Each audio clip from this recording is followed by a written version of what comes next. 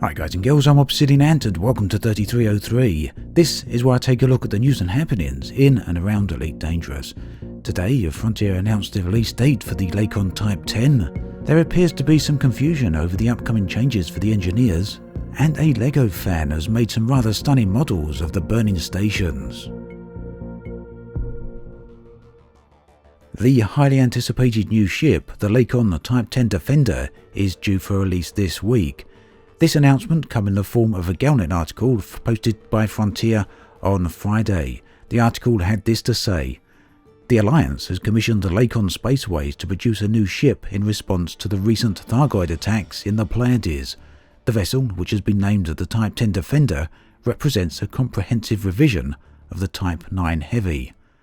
Lakon issued the following statement: "The Type 10 boasts greater speed, acceleration, and maneuverability than the Type 9, and also offers a more focused hardpoint loadout. We envisage it being particularly effective in combat situations.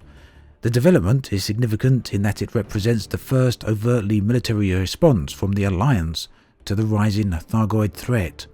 Lakon has committed an aggressive production schedule that should see the Type 10 reaching retailers next week." And of course this was posted on the 16th of December, so next week is this week.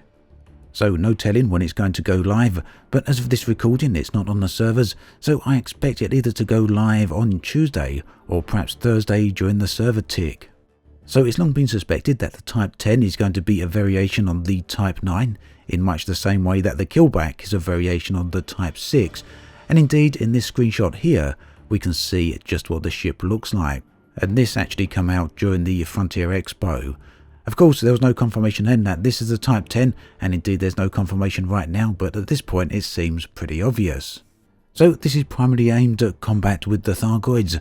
Time will tell just how effective it will be, as well as how effective it's going to be in PvP. It'd actually be pretty interesting to see if this ship could hold its own against the other big three.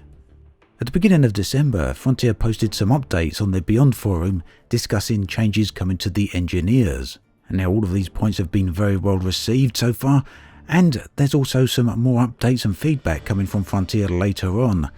They basically posted on the forum apologising that there's been a bit of a delay in getting back some feedback to us, but that this will be coming in the next week or so. They also took the opportunity to give some clarification as well as further details on one area that's been a particular point of contention, and that is the entire upgrade process. I have actually covered this in a previous episode of 3303, but we do have some more details here, so it's worth bringing up again. So the way it's going to work is that whenever you want to upgrade a brand new module, you'll have to go through the complete upgrade process. You'd have to start at grade 1, work your way through grade 1 onto grade 2, then onto grade 3 and all the way up to grade 5.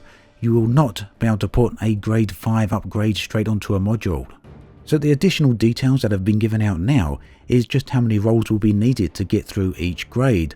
And the way Frontier are looking at it is that it's going to look to be about 3 rolls per grade, or 2.8 if they're being very precise. So that means to get a top level grade 5 upgrade you're going to need to do 15 rolls, and to get a bottom level grade 5 upgrade you're going to need to do 12 rolls. So basically there's no getting away from this, and you're going to have to do it for every single module.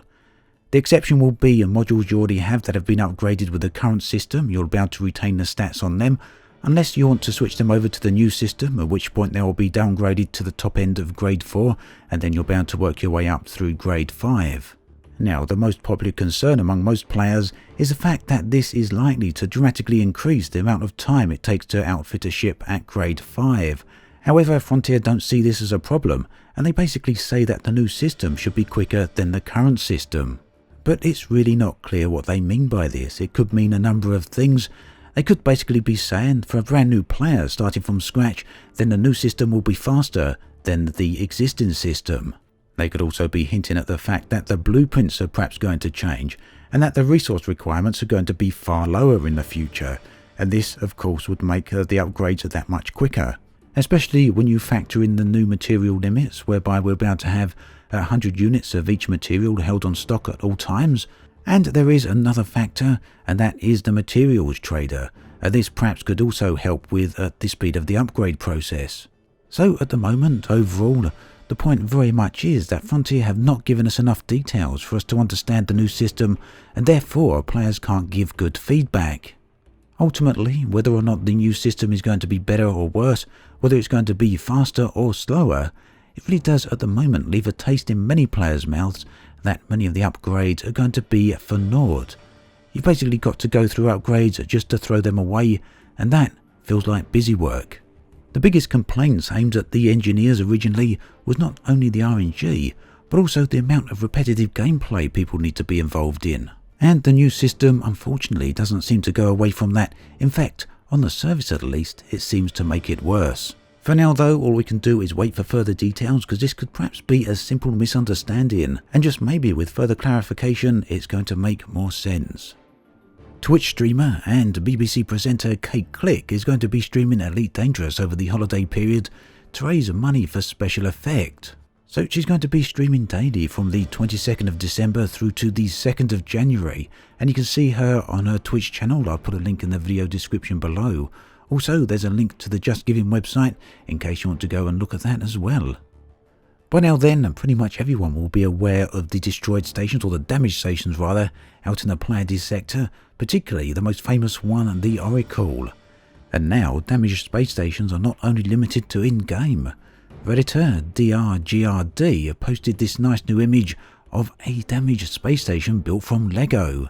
And a rather fantastic job is done of it as well, including fire, damaged ring section, as well as an exposed reactor core. You can see links below directly to the images, as well as to the original Reddit post.